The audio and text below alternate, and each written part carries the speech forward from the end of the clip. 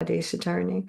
Vandeham Shri Guru Shri Yuta Padakamalam Shri Gurun Vaishnavamscha Shri Rupam Sagrajatam Sahagana Raghunatham Vitam Tam Sajivam Sadvaitam Sadvadutam Parijana Sahita Krishna Chaitanya Devam Shri Radha Krishna Padam Sahagana Lalita Shri Vishakam Vitamscha Vanchakapa Trubhishcha Kipasindhi Bhatapatitanam Pavanavyo Vaishnavi Namo Namaha. Om Namo Bhagavate Vasudevaya. Om Namo Bhagavate Vasudevaya. Om Namo Bhagavate Vasudevaya. Tate gato smarana adya padaravindam apana samstri bhaya paham martabando etavatalam alam indriya lakshane lalasena marchat madrik twai paretad apatya buddhi tat. Therefore, te, your, yours, yataha, tam, asmi, I am, aranam, for shelter, adya, today, para aravindam, to the lotus feet, apana, for those who have surrendered, samsriti, of material entanglement, baya, the fear, apaham, which remove, arta, of the distressed, bando, O friend, etavata, this much, alam, enough, indriya, for sense enjoyment, lalasena, with hankering, marcha, as mortal, the material body, atma, myself, drik, who sing, twai, toward you, pade, the supreme, yet, because of which hankering, apatya, of your being my child, buddhi, the mentality, BBT translation. Therefore, O friend of the distressed, this is Vasudev speaking to Krishna. Therefore, O friend of the distressed, I now approach your lotus feet for shelter, the same lotus feet that dispel all fear of worldly existence for those who have surrendered to them. Enough with hankering for sense enjoyment, which makes me identify with this mortal body and think of you, the Supreme, as my child. BBT purport. Srila Jiva Goswami suggests that Vasudeva condemns himself here for thinking of trying to gain special opulences because he is the father of the Supreme Lord. Thus, Vasudeva contrasts himself with Nanda, the king of Vraja, who was satisfied with pure love of God and nothing else. So we're going to look at some of the Acharya's commentaries. Srila Sanatana Goswami's commentary. Because you are directly, this would be Vasudeva, he's saying what Vasudeva is saying. Because you are directly the Lord, or because I am bewildered by your Maya, today with intelligence aroused by your mercy, I take shelter of your lotus feet. The goal of surrender is indicated.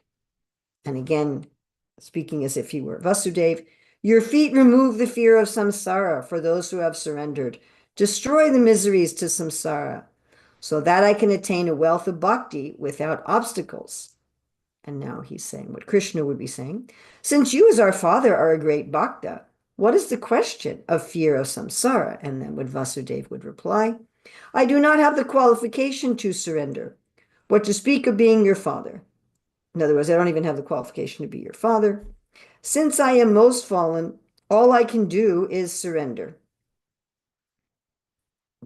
should adjust the settings here on Zoom.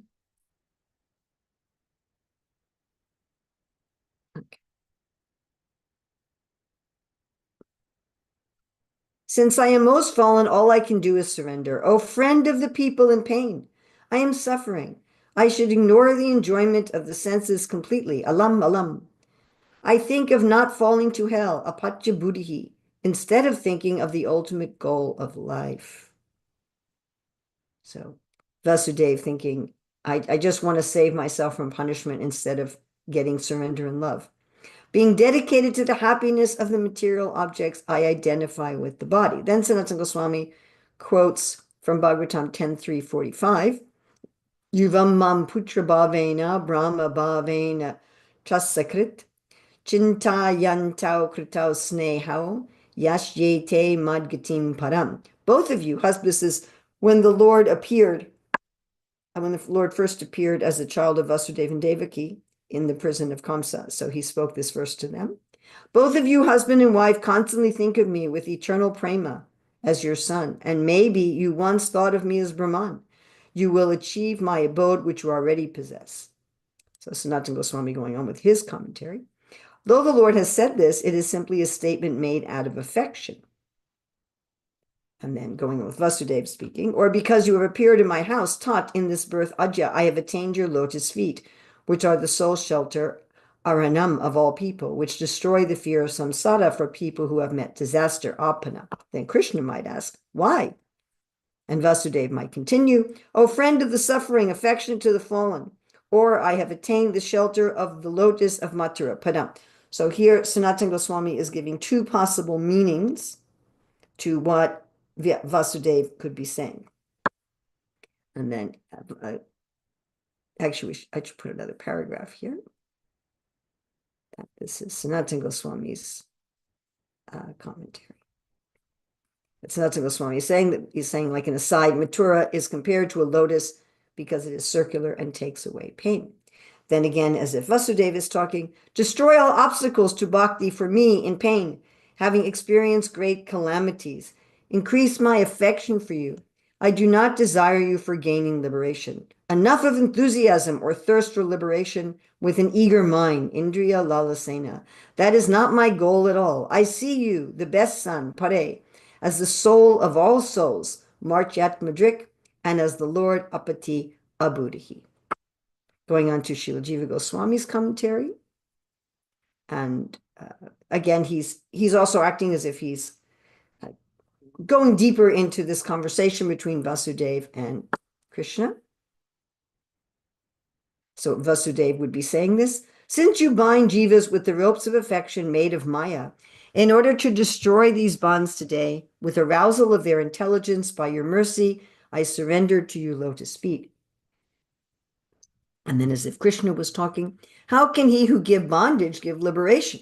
And Vasudeva would be replying, those feet dispel fear for those who surrender. And then I think this is a little humorous that Krishna would be saying, but you have not surrendered. You are just praying for that.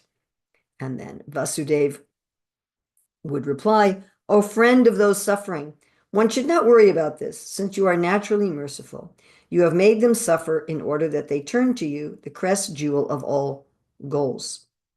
And then Srila Jiva Goswami speaking as himself, having prayed for those in samsara, which is previous verses, in humility, while thinking himself a human due to human-like pastimes, he actually prays for himself. Out of greed for the senses, for sense satisfaction, I think Vasudeva would say, with the Lord as my son, I have great wealth. I am not like Nanda, who only has prema for you. I should put that as another paragraph. All right, going on to Srila Vishnu Chakravarti Thakur's commentary. But Sri Krishna might object, go ahead and enjoy sense pleasures. What is the question of your being materially entangled? So we do find that the great devotees, like Dhruva Maharaj, like the florist in Mathura, they can enjoy the world without being entangled because their enjoyment of the world is enjoyment of it as prasadam. Vasudeva replied, now I take shelter, Aranam, of your lotus feet. By so much sense gratification, I think that my body is myself and that you, the Supreme Lord, are my child. Indeed, due to ignorance, I am really entangled in material existence. Tategatosmi aranam ajyapadadavindam apana samsmriti bhayapaham artabando eta vatalam alam indriya lalasena martyat madrik twai padetad apachabudhi. Therefore, O friend of the distressed, I now approach your lotus feet for shelter, the same lotus feet that dispel all fear of worldly existence for those who have surrendered to them. Enough, enough with hankering for sense enjoyment, which makes me identify with this mortal body and think of you, the Supreme, as my child. So here we have this prayer for surrender that Vasudeva is saying, I'm only going to be happy if I fully surrender to you in love. I'm not going to be happy any other way. I've tried so many things and I haven't attained happiness. I don't want to use my bhakti. I don't want to use my position to try to gain material or happiness. So, this is what we're looking for. We're looking for total fulfillment. I was 13 and I was babysitting these two boys. They had already gone to sleep and they lived with their grandparents, long story. But anyway, their grandparents were out for the night. Kids were sleeping and I was thinking, they had a very big house, very wealthy family. And I was sitting in the dining room, sitting at a chair, at a table. It was quiet, a quiet area. This was out in the suburbs in New Jersey. And I was thinking, what is the purpose of life? What am I living for? Typical question, I suppose, when you're 13. And I thought, the purpose of life is to be happy. Now, it's interesting that Srila Prabhupada was asked the same question in South America. I can't remember where. In South America, what is the purpose of life? And he said, Ananda, happiness. So I realized that when I was 13. Purpose of life is happiness. And then I thought, well, am I happy? Now, first of all, if you have to ask that question, you already know you're not happy. Am I happy? So I made a list and I looked in terms of what I had and what I was able to do. I looked in terms of having and doing. By the way, having, the concept that I'm happy by having is in tamagun, or what Prabhupada calls a mode of ignorance. And the concept that I'm happy because of what I do is in rajagun, what Prabhupada calls the mode of passion. So I made this list of all the things that I had. I had a loving family. I had lived in a nice house. My parents had good cars, and I had ample food and clothing and so forth. And what did I do? Well, I was a top student in school. I mean, a list of all these accomplishments. And I looked at my list and I said, well, I guess I must be happy. So is that really our happiness? Is our happiness what we have or what we do? And here Vasudeva is saying, no, our happiness is who we are, what we are. So he's saying that sense pleasures cannot satisfy us, and that even subtle pleasures, intellectual, mental, emotional pleasures cannot satisfy us. And this would include the ultimate subtle pleasure of liberation that he's talking about, and that only surrendering with pure love can satisfy us. So that sense pleasures cannot satisfy us. I'm going to assume that everyone listening here has this experience. Even if you're only 2 or 3 years old, you have this experience. That sense pleasures of this, the physical body, what we see, what we hear, what we taste, what we touch, what we smell, they cannot give us ultimate satisfaction. Well, first of all, as Krishna says, they have a beginning and an end. We're looking for unending pleasure. We're not looking for something with a beginning and an end, right? You enjoy the roller coaster and then it's over. You enjoy the pizza and then it's over, right? You enjoy the concert and then it's over. And none of these feel fully real, which is quite an interesting realization. So I once read an interview with Eric Clapton. I don't know if some of you maybe are too young to know who he but he was a very famous musician, very, very famous guitar player and songwriter. And he wrote that by the time he was 24, he had achieved all material success. He was wealthy, he was famous, he was talented. Um, Women were throwing themselves at him and so forth. I mean, basically whatever he wanted. I mean, I don't think he ever became as rich as like Elon Musk or somebody like that. But anyway, he had all that. And then at 24, he looked around and said, is this all there is? It's empty. Yes. So we all experience this, that we get what we want, and then there's a kind of emptiness to it. That's because we're not actually experiencing it. The Bhagavatam consistently compares material life to a dream. In a dream, one can be eating. So I told this story many times, how one time on a fast day, I was feeling a little tired and I decided to take a little nap. So I was fasting from both food and water. And in my dream, I was eating. So I was eating this huge banquet in my dream. And I was also very thirsty. So I got a cup of water in my dream and I drank the whole cup. And then I drank another cup. And then I drank another cup. And then I actually took a gallon jug, big jug of water. And I was drinking that. And in my dream, I had drunk the entire gallon. Don't actually do that in real life. You can get something called water intoxication, which can even kill you. But anyway, in my dream, I had drunk like already, 4 or 5 cups of water and then a gallon. And then in my dream, I was like, what's going on? And you know how sometimes you have what's called lucid dreaming, where you're aware that you're dreaming. And all of a sudden, I was aware that I was dreaming. And all of a sudden, I had this awareness in the dream. This is a dream. And then I immediately woke up. And when I woke up, I thought, oh, the water and the food of my dream didn't satisfy me because it was dream water. Now, it's interesting in a dream, you will get the sensations of doing things because actually all sensation happens in the mind. We know under anesthesia where the mind is sleeping that although the doctor's cutting us with a sharp knife, there's no experience of pain.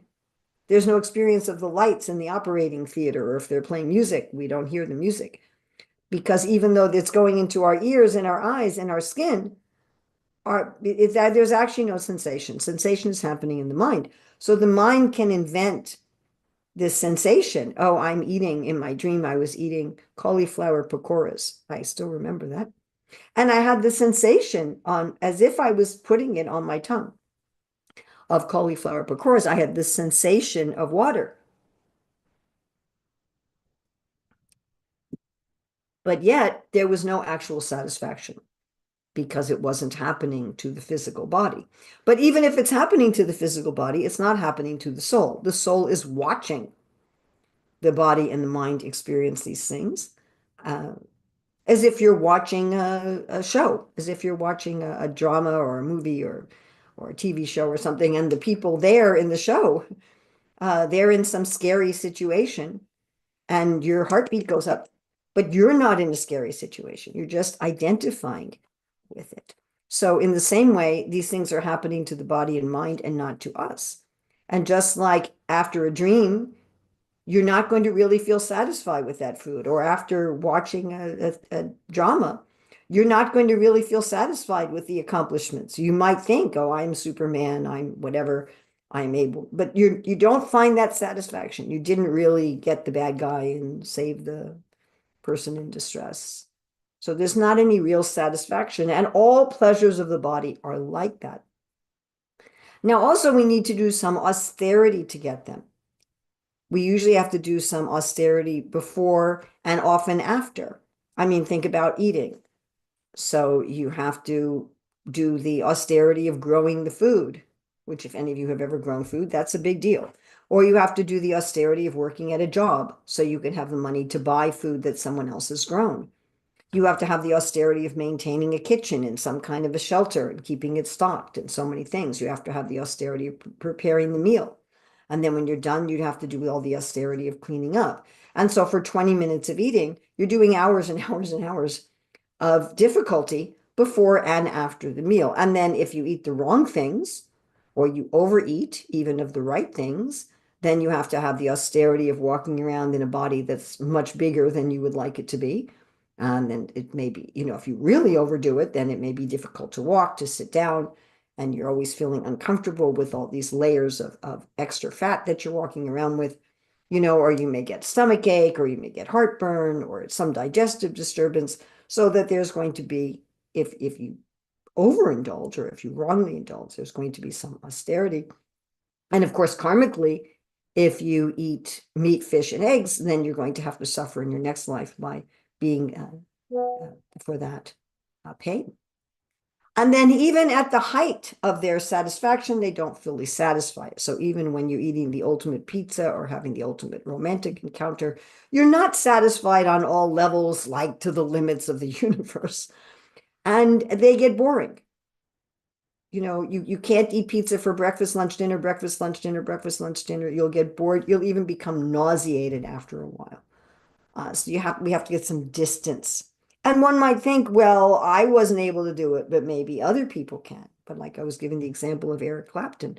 So, rich, smart, famous people, they have the same problem.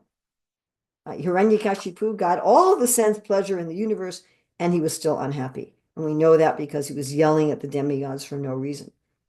So we have this illusion, well, I wasn't able to do it, but I just didn't know how to do it. If I just, follow those people, they know how to do it. I can just, someday I'll achieve it. But it's the same for everybody. So then we might think, all right, let me go for the subtle pleasures, intellectual, mental, and emotional pleasures. But they all have exactly the same problems as the physical pleasures. They have a beginning and an end. Even the mind is not us. And so they feel inauthentic. We also have to do some austerities to get them to have the mental, intellectual pleasure of learning something. I have to study to have the mental, intellectual, emotional pleasure of relationships. There's a lot of austerity we have to do to maintain our relationships. They never fully satisfy us. And again, we need to have distance from them. And again, we might think, well, I wasn't able to do it, but someone else, those people, they have the perfect, look at that couple. They absolutely love each other and they mentally, intellectually stimulate each other. They've got everything. But if you talk to them and look at their lives, you'll see that they have the same set of difficulty. And ultimately, the ultimate subtle pleasure is liberation. I'll just be free. I'll just be at peace. Now, one can achieve liberation on the spiritual level, but which means it's actually happening to the soul, but because it doesn't involve relationships, it's not going to be fully satisfying on all levels. And there's so many accounts, even modern accounts, of people who achieve this liberation. One very famous Indian woman from Singapore who had an out-of-body near-death experience. Her body shut down from fourth-stage cancer in the hospital, very medically documented. And she was experiencing what she describes as liberation, impersonal liberation. And then she said, I wanted to come back in my body because I wanted a relationship with my husband. So we're looking for relationships. Now, when these things go wrong, we often think, well, I just have the wrong objects. We blame the objects. I'm eating the wrong food, right? I'm listening to the wrong music, or I have the wrong partner in life, right? Or the wrong kind of partner in life, or I'm not studying at the right school. I'm not studying the right. If I just change the object of my sense pleasure or the object of my subtle pleasure, that then I will be happy. But the whole basis is wrong. So what Vasudeva is saying here is that the only thing that can satisfy us is surrendering to pure spiritual love. Now, it's interesting, of course, that Vasudeva is saying this because he already has it. He already has pure spiritual love. in this mood of what's called in Sanskrit Vatsalya Bhav. The words Vatsa is interesting. Vatsa means a calf. In English, we talk about children as kids, baby goats. And so in Sanskrit, they refer to children as baby cows, calves. So Vatsalya Bhav means the love of being a parent or in a parental role. Some sort of teacher or guide is also included in this Vatsalya Bhav, seeing that the Supreme is your child. And this concept is also there in Christianity, with the idea of Mary and Joseph seeing the Lord as a child. And there, in Catholicism, there's quite a few quite a few like monks and nuns, and who meditated on this mood of seeing baby Jesus and seeing the Lord as your child. So this concept is also there in our Vaishnava philosophy, that the Lord, although he is everyone's father, aham bija pradapita, he's everyone's father, everyone's mother, everyone's grandfather, still one can have this mood of seeing the Lord as one's child. Now, Vasudeva, in his humility and his role in the Lord's pastimes on earth, to set an example, and out of his love, he's saying, please let me not use you as my child to ask for material opulence. Of course, he does not do that, and his apparent enjoying of this world is all in transcendental love. Like if I got a present from somebody, so my recorder, someone gave me this recorder as a gift, and if I am using this recorder out of affection for the person who gave it to me as a gift, so I'm not trying to exploit it. So the pure devotees like Vasudeva, they're not trying to enjoy pleasure on the bodily or mental platform. They're enjoying it out of love. When I give somebody something, I want them to enjoy my gift, yes, as part of the relationship. You give somebody some clothing, you want to see them wearing it and enjoying it. A devotee made me a sweater, a gorgeous sweater, and so I took a picture of myself wearing it and sent it to her. So Krishna also feels the same way. This is an exchange of love. And this pure love is eternal. We actually always have a relationship with Krishna. We can forget about it, but it's always there. It has no beginning, it has no end.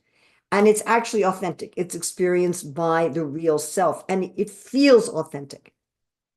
Any happiness we've had in Krishna consciousness, we had that sense of, wow, this is different from material happiness. And my comparison is always if you're eating a fresh, locally grown, tree-ripened fruit, and you compare that to going to a shop and buying some artificially flavored, artificially sweetened, chemical imitation of that fruit juice, that you can tell the difference. You can tell what's authentic. So we experience this spiritual surrender ourselves, and it doesn't require any austerity. Now, of course, one could make the argument that, well, we do have to do austerity to experience spiritual love, but that's true and not true. For those who never become materially addicted, they don't have to do any austerity to relish the rasa of spiritual love. Only for those who become accustomed to material sense enjoyment. So we could make a comparison. Like, I've never smoked, and so I have the pleasure of healthy breathing I don't have to do any austerity to enjoy the pleasure of breathing fresh air. It's just natural. But someone who smokes, they have to do some austerity to get free of that smoking habit, right? Someone who's addicted to heroin or amphetamine or something like that, they have to undergo some austerity to get rid of that addiction. And someone who was never addicted, they don't have to do any austerity. So it's not that one needs to do austerity to enjoy spiritual love or bliss, but for us conditioned souls, we have to do austerity. But the thing in itself doesn't require any austerity, and it satisfies on all levels. There's no limit. Krishna calls it boundless transcendental happiness. All material things have a limit. And there's no satiation. There's no need for distance. You don't need to say, well, I need a break from spiritual happiness. There's none of this, what's called Bhoga Tyaga. There is meeting and separation of the Lord, but those are simply two varieties of happiness. So Vasudeva is making this point here that sense pleasure is not going to fully satisfy us. It's not, no matter how much sense pleasure we have, no matter what we have, no matter what we do in this world to enjoy our senses on the physical level or on the subtle level, even to the level of liberation, we're not going to be satisfied intrinsically. We cannot be satisfied like that. And therefore, we should surrender to Krishna with pure love. So when we're doing our bhakti yoga, when we're doing our sadhana bhakti, our purpose should be to cultivate loving surrender. That should be our purpose, not to try to enjoy the perks of bhakti, not to try to get liberation, not to try to get sense enjoyment from our bhakti. And if those other desires are there, then we should have some compassion for ourselves. All right, I'm a conditioned soul. I'm accustomed to these desires, and not hate on ourselves for having these other desires, and to say to Krishna, I'm sorry that I have these other desires, but please give me full surrender. And whenever loving surrender is sparked in us, whenever we have these sparks, then we nourish that. Cheto Darpanamarjana Mahaprabhu compares bhakti to cleaning a mirror. So if you're cleaning a very, very dirty mirror, and then a little bit of the pure mirror shines through the crud that's on it, then you work at that spot and you enlarge it. So that's what we should do with our bhakti. All right, so we're leaving some time for questions here. There's something in the chat, Urmila Devi, Okay. from Krishna Kumari and Krishna Gowda. All right, let me take a look at that.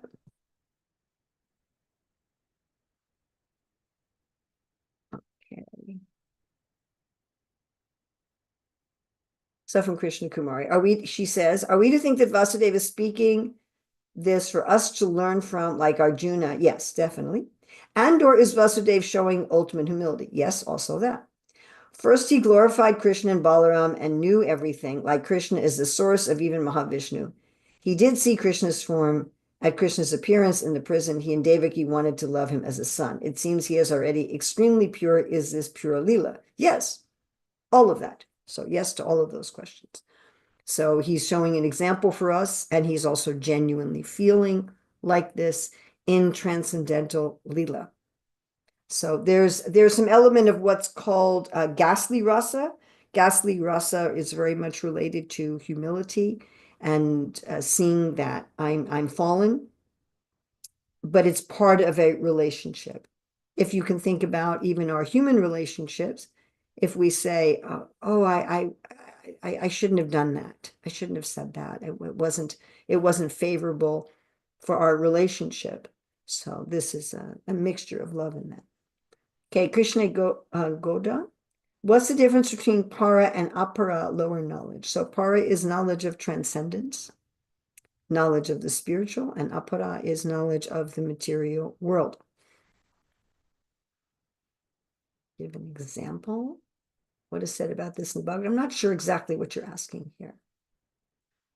Okay, Chris says, why can't we be happy if we do not make Krishna happy?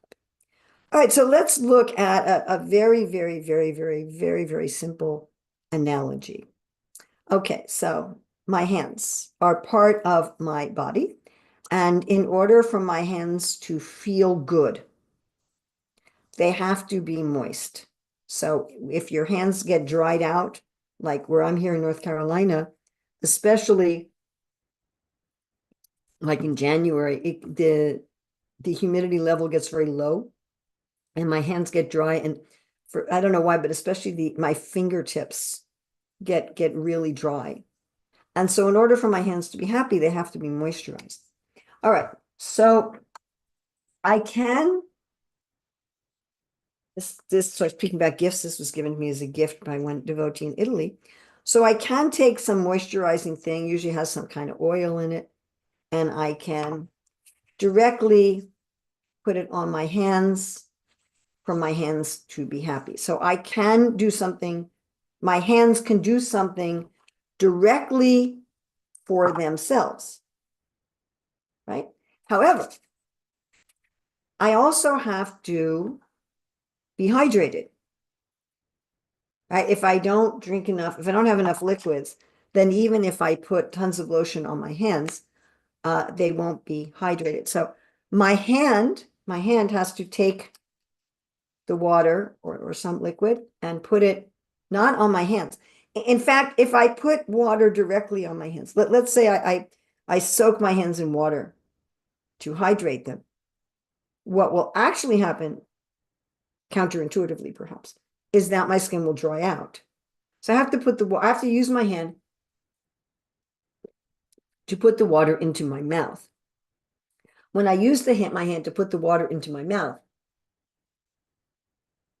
then it goes through my esophagus, down to my stomach, to my small intestines, and it's picked up by the blood vessels, and it's carried to my hands, and it brings sufficient moisture to my hands. Again, sticking my hands in a container of water will not only not hydrate my hands, but it will actually dry them out, which is quite interesting. So trying to be happy, because we're part of Krishna, trying to be happy separately from serving Krishna is like trying to hydrate your hands by putting them in water. Now, you might say, well, you gave the example of putting on lotion, and that's hydrating your hands directly. Yes, that's true. But the reason I want my hands to be hydrated is for the service of my body. Prabhupada would give the example, if your hand's cut off, someone has an accident, their hand's cut off, and then you're going to put lotion on it, there would be actually no satisfaction for the hands. So even putting lotion directly on the hands is only satisfying to the hands because it's connected to the body. Because as the whole body, I have an awareness that, oh, now my hands feel moist. Right now they're going to be able to function. So the illusion is, and it's completely an illusion. The illusion is that I can cut myself off from the whole. And that cut off it's an illusion because I can't cut myself off from the whole. But Krishna can give us this Maya is, I think I've cut myself off from the whole. Like a little child who's angry at their parents because their parents wouldn't let them have a sweet before they ate their meal. And so they walk outside on the back deck and they sit down and they go, I'm not listening to my parents anymore. They're still on the family property and the parents are watching them and making sure they don't get hurt. But the child is thinking, I'm separate. So we have this illusion of being separate. But it's interesting. Once I'm connected with Krishna, I can actually feel unlimited happiness. I can feel whatever happiness Krishna feels. My hands, if I'm happy and I'm nourished, then all the little cells in my hands, the skin cells, the bone cells, the blood cells, the muscle cells, they're all going to also feel happy. Those little cells are going to feel the happiness of me. So when I'm connected with Krishna, I can feel that. When I imagine that I'm disconnected, I just can't. I don't have the capacity. I mean, I can a little bit, like a drop of water in the desert. I can a little bit. I can have some illusions of happiness. Krishna's very kind. And he's like, well, you can't actually feel happy, but I'll give you a dream that you're happy. Like Prabhupada says, the child wants to cook, so you give them some toys to pretend to cook with.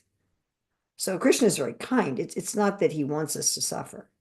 It's like, Krishna actually wants us to be both materially happy and attain liberation, as he says in the 3rd chapter. His whole system of varnashram is for that purpose, to have a peaceful, prosperous, happy life in this world that's connected with Krishna. So it's not that I want my hands to dry up.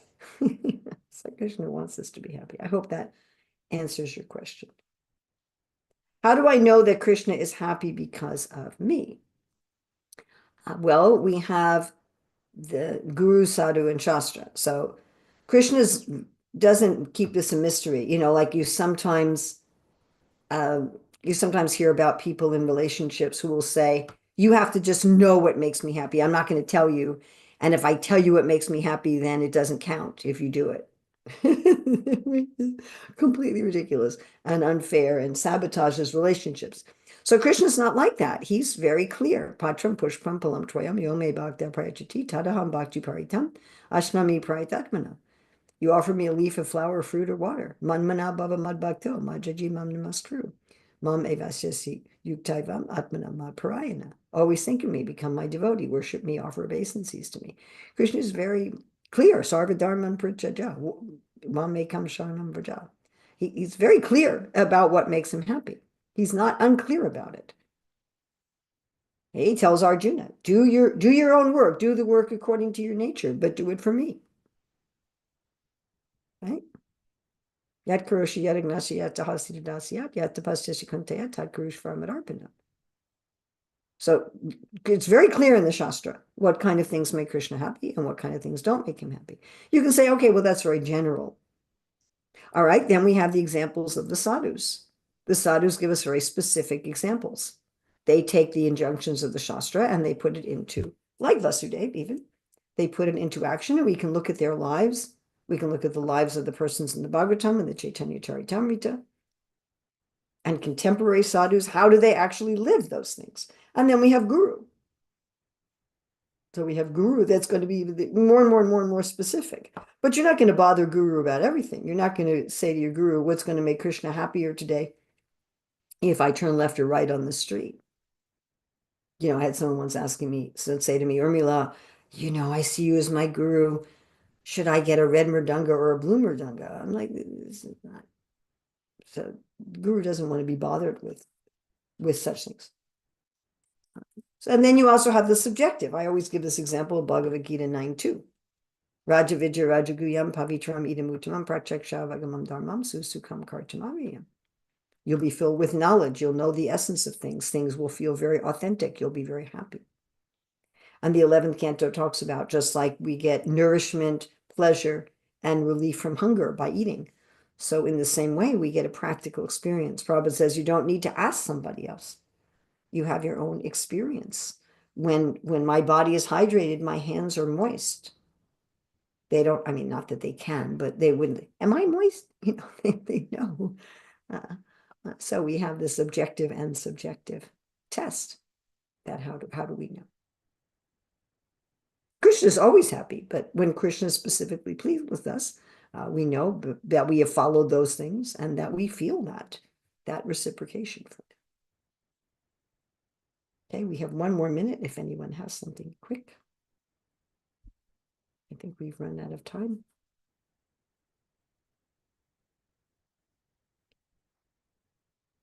Okay, we have one more.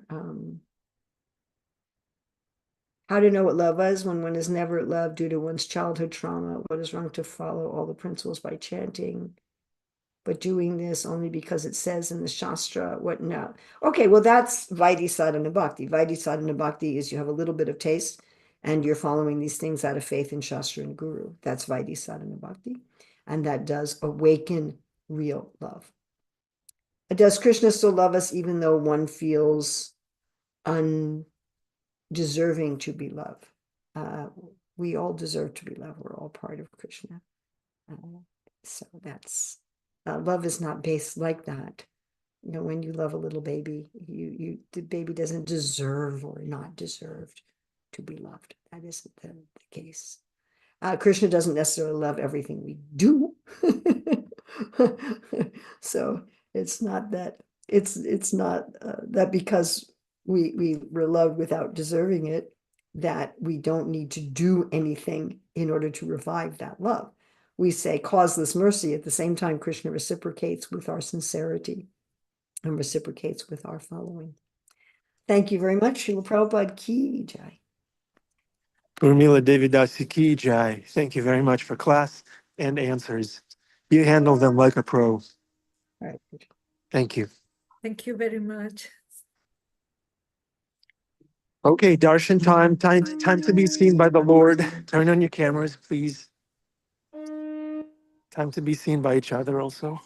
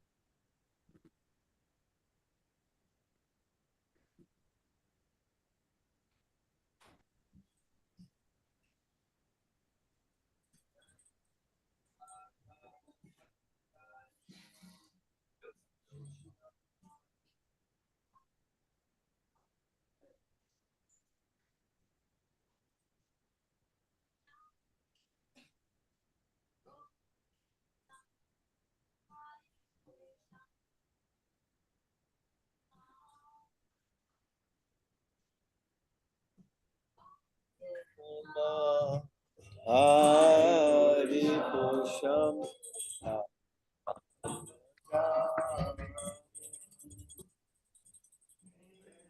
Venam Kwanbantam Aravindadanayakasham Varhavatam Samasitam Buddha Sundaram Gam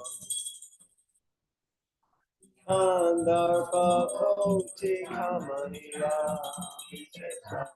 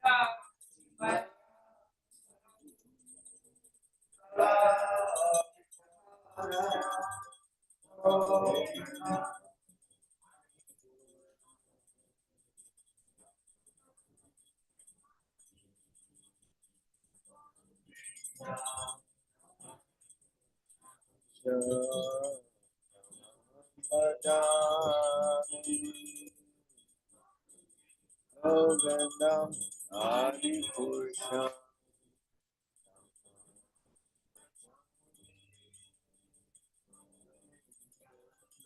Adi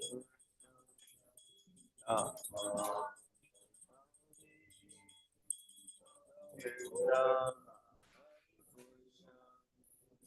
Amaham Bhajami Govindam Adi Purusham Damaham Bhajami Govindam Adi Purusham Damaham Bhajami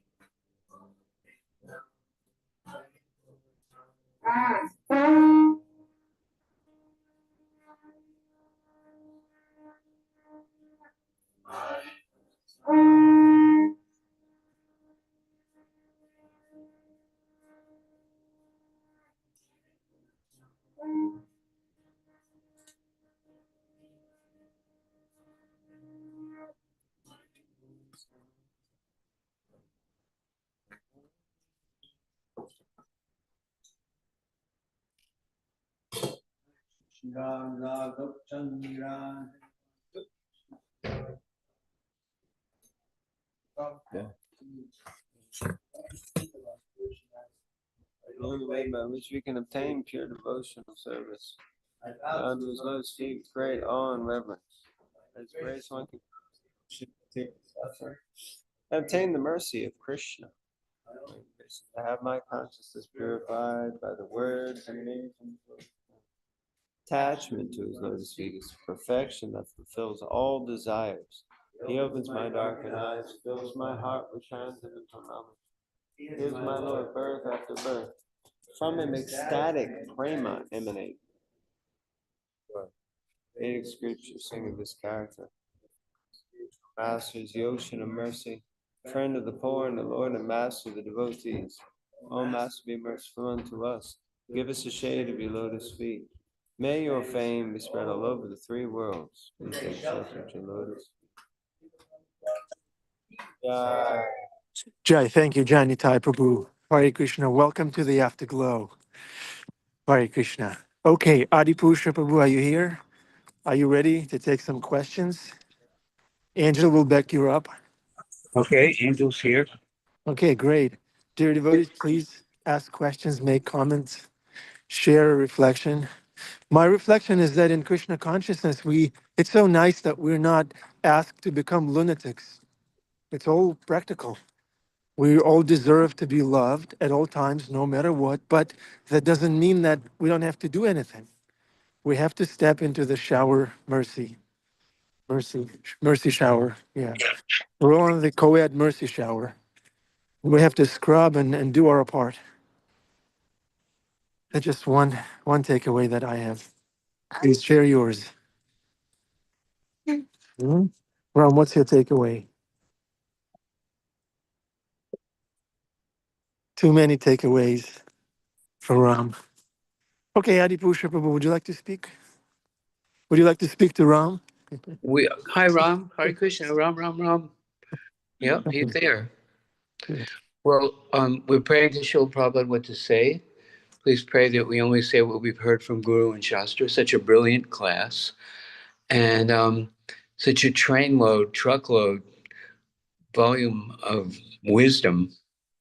And when we hear a class like that, just like a millman brings you a check for $1 million, right?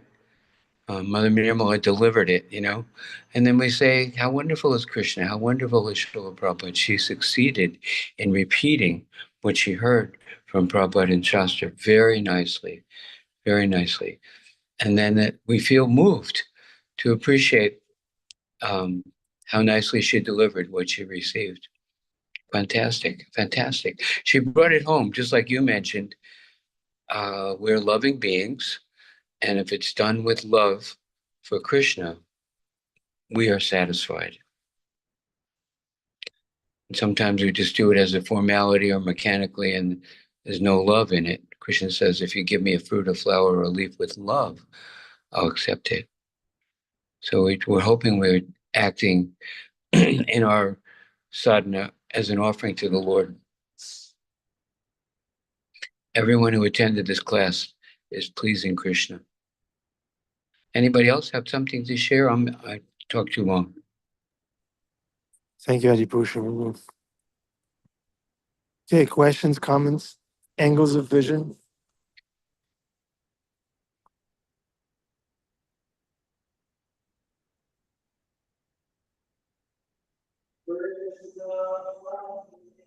Angel, you want to say anything?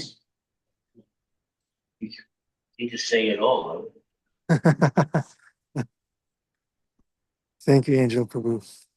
Okay, with that, we are going to request Isaiah and Annabelle to unmute themselves and say Hare Krishna to complete our yagya for today. Make sure there's no Akashvani, Karen. Go into a different room if you need to. I see Annabelle. All right, Annabelle, you ready? Show us, is that a project you're working on? Can we see? First, I made him. Isaiah, Hare Krishna Prabhu. Good to see you. Okay, Annabelle. Let's see. I see flowers. What's that? Who's that? Is that Krishna? Oh, Krishna. Yeah, I see. I thought it was Yoda, but yeah, Krishna and who's that? Radharani? Radha. Great. Annabelle, beautiful. You're gonna put some colors on it also? Yeah. Also, Krishna and the cow. Beautiful. Krishna and the cow. Wonderful. Thank you, Annabelle. Now, Annabelle, hold on. There's another artwork.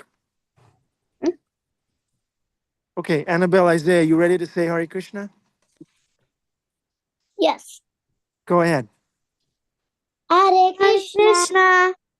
Thank you so much. Okay, Shrimad Bhagavatam ki jai. All the devotees on this call, especially Isaiah and Annabelle ki jai. Hare Krishna. Have a wonderful day. Okay, I mute myself. Bye bye. Bye bye.